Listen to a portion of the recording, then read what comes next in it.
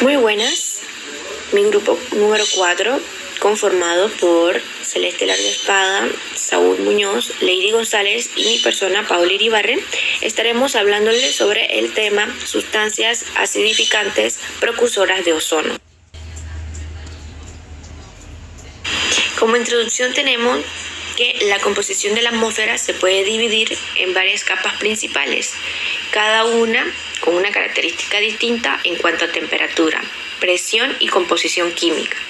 La capa más cercana a la superficie de la Tierra es la troposfera, donde ocurren la mayoría de los fenómenos meteorológicos y donde se encuentra la mayor parte del vapor de agua y del aire que respiramos.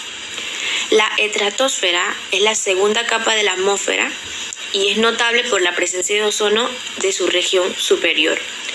El ozono es una molécula compuesta por 3 átomos de oxígeno que forma una capa delgada pero crucial conocida como la capa de ozono. Esta capa juega un papel fundamental en la protección de la Tierra, la absorbe gran parte de la radiación ultravioleta del Sol. La protección contra la radiación ultravioleta es crucial para la vida de la Tierra, ya que la exposición excesiva a los rayos ultravioletas pueden tener efectos nocivos en los seres vivos, como daños en la piel, cataratas o supresión del sistema inmunológico. Por lo tanto, la presencia de la capa de ozono y su capacidad para filtrar los rayos ultravioletas son fundamentales para mantener la salud y la biodiversidad de nuestro planeta.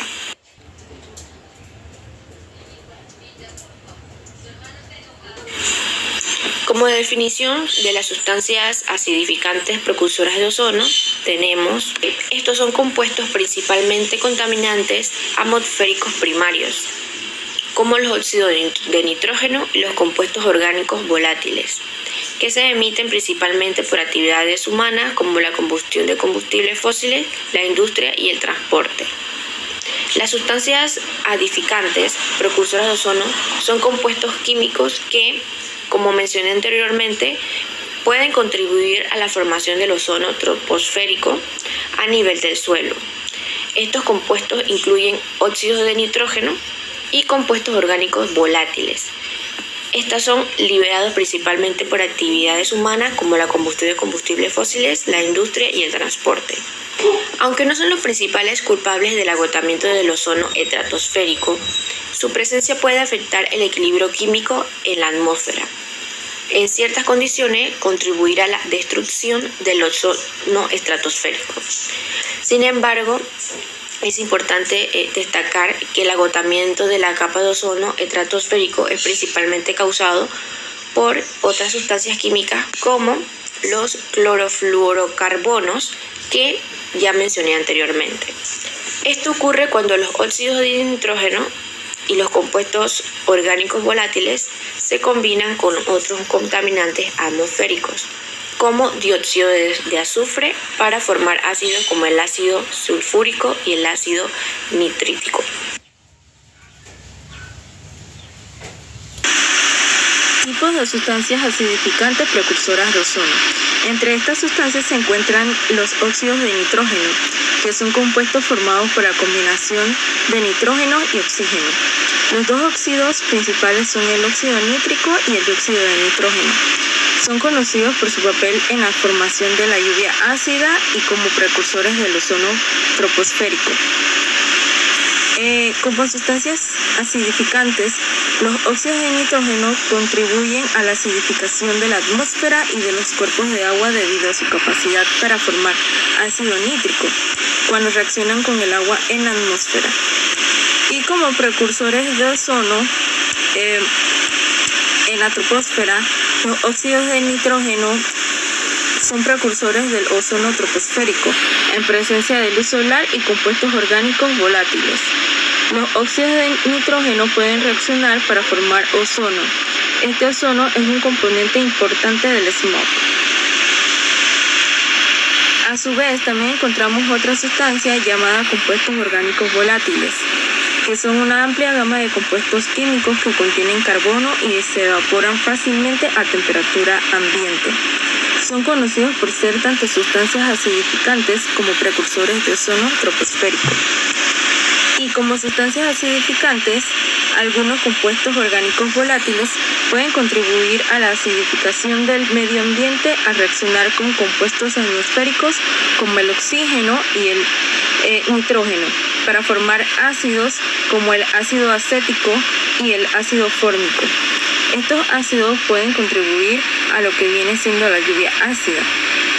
Y como precursores de ozono, en presencia de óxidos de nitrógeno y luz solar, los compuestos orgánicos volátiles pueden reaccionar para formar ozono troposférico. Este proceso ocurre principalmente en áreas urbanas y es una causa significativa de la formación del smog. Nuestra tercera sustancia que podemos observar en la tabla es el metano, que es un gas de efecto invernadero muy importante en la atmósfera.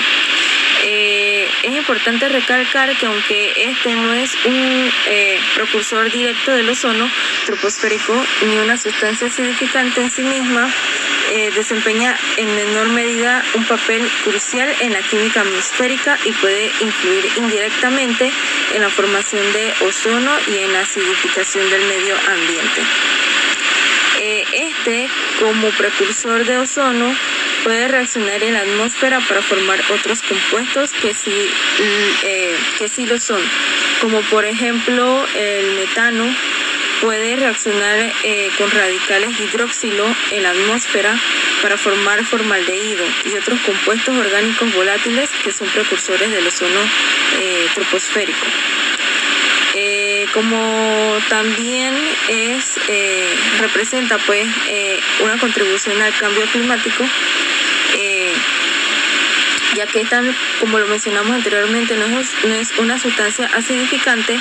El metano es un potente gas de efecto invernadero, ya que su concentración en la atmósfera contribuye significativamente al calentamiento global al atrapar el calor en la atmósfera terrestre.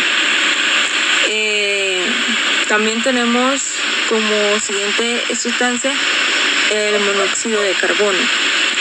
Este es un gas incoloro, inodoro y altamente tóxico que se produce principalmente durante la combustión incompleta de materiales orgánicos, como el carbón, la gasolina, el gas natural y la madera. Aunque el monóxido de carbono en sí mismo no es una sustancia acidificante ni un precursor directo de lo que viene siendo el ozono, puede influir indirectamente en la formación de ozono y en la acidificación del medio ambiente de las siguientes maneras. Como precursor de ozono, el monóxido de carbono puede contribuir a la formación de ozono mediante reacciones fotoquímicas en presencia de óxidos de nitrógeno y compuestos orgánicos volátiles. Aunque esté en su presencia en la atmósfera, puede desencadenar reacciones químicas que conducen a lo que viene siendo la formación del llamado ozono. Y también esto produce un impacto en la química atmosférica, ya que puede afectar la concentración de radicales hidroxilo en la atmósfera. Estos radicales son cruciales para la eliminación de contaminantes atmosféricos y la oxidación de compuestos que contribuyen a la formación de lo que viene siendo el ozono y la acidificación.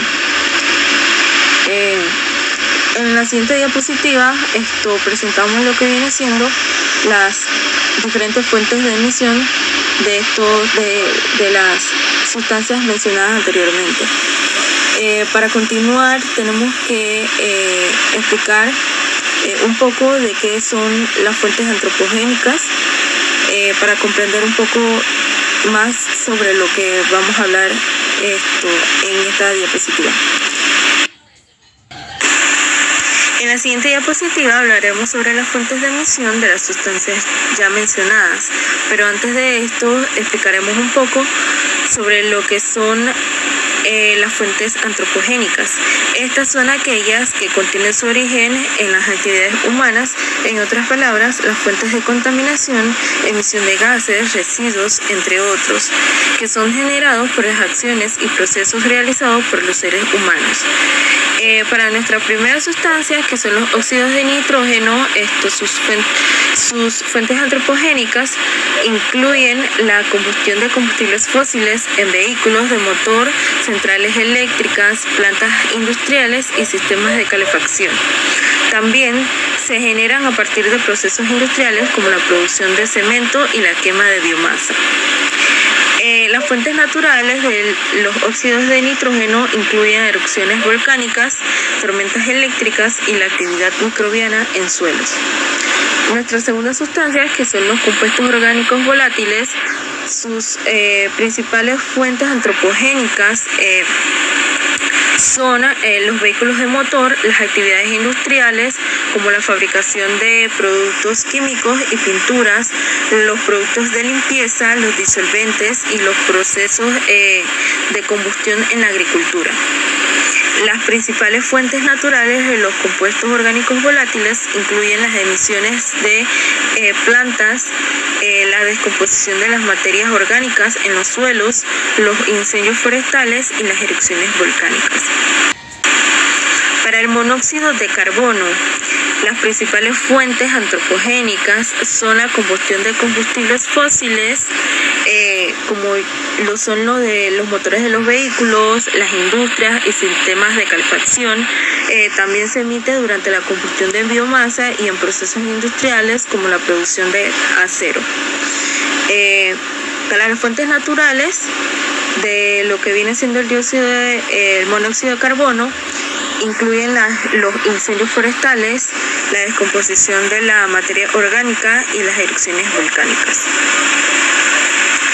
Para nuestra siguiente sustancia, que es el metano, la principal fuente antropogénica es la agricultura, especialmente la producción de ganado, y también la fermentación entérica en los estómagos de los rumiantes, como lo son las vacas y las ovejas, ya que estas producen grandes cantidades de metano como su producto.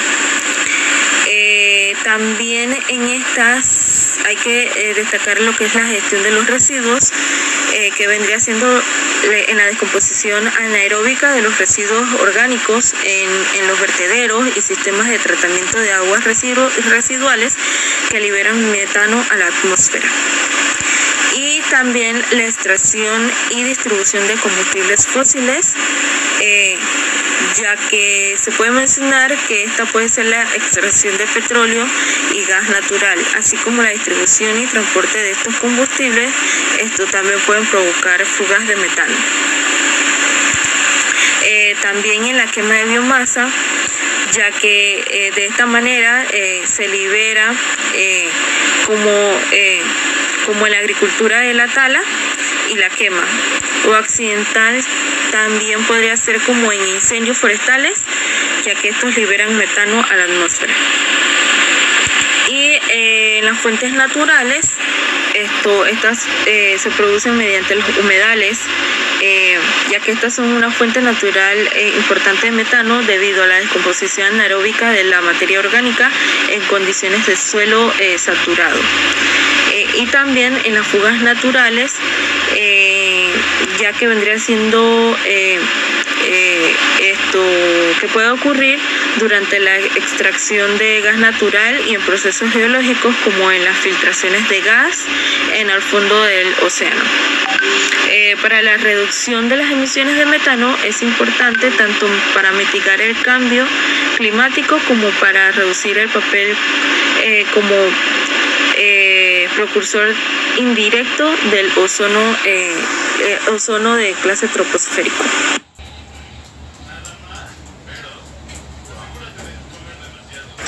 La acidificación en el medio ambiente. Uno de los efectos que tiene la contaminación atmosférica es la acidificación del medio ambiente. Esto podría definirse como la pérdida de la capacidad neutralizante del suelo y del agua. El proceso de acidificación se ve influido por un gran número de factores que hace que los efectos sean variables de una zona a otra. Entre ellos, cabe destacar la sensibilidad de los suelos y del agua, así como el grado de concentración de las moléculas contaminantes. La acidificación en el medio ambiente es un claro ejemplo de cómo está interrelacionado los distintos factores ambientales, como son la atmósfera, los suelos, el agua y los seres vivos, y de cómo la contaminación atmosférica afecta de manera directa e indirecta el ecosistema en general.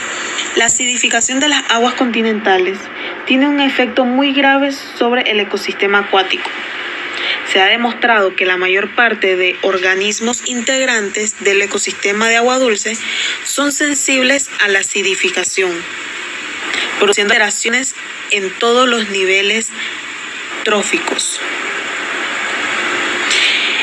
Otro efecto importante que tiene la acidificación de ríos y lagos es el incremento del contenido de iones metálicos.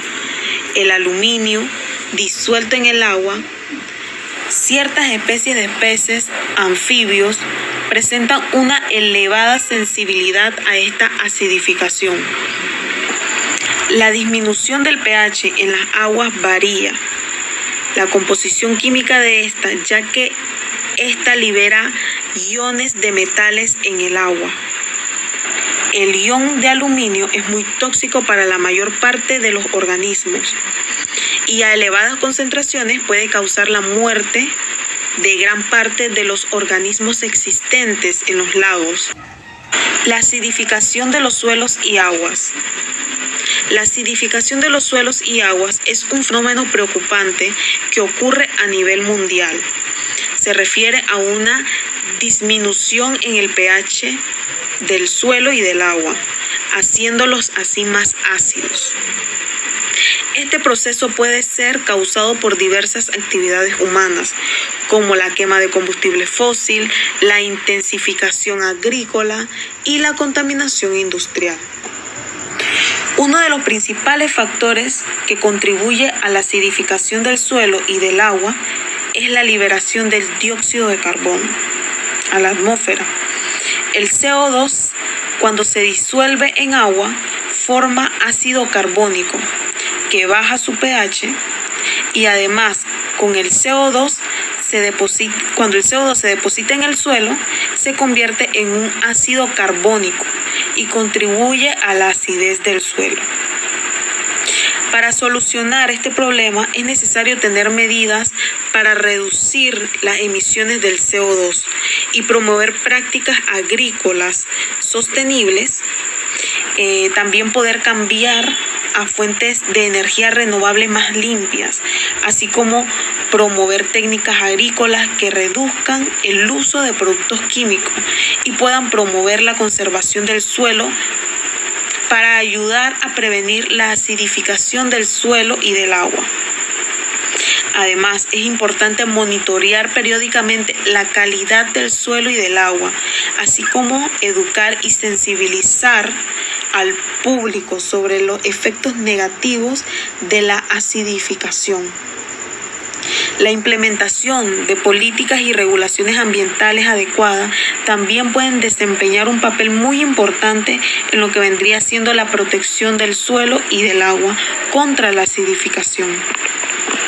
Normativas ambientales de la acidificación en Panamá.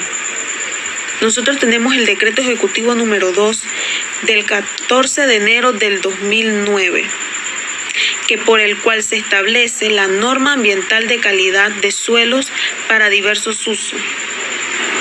La normativa nos indica que la Constitución Política de la República de Panamá establece en su artículo 120 que el Estado reglamentará y aplicará oportunamente las medidas necesarias para garantizar que los recursos naturales sean utilizados racionalmente de manera que se evite la degradación y se asegure su preservación, renovación y permanencia.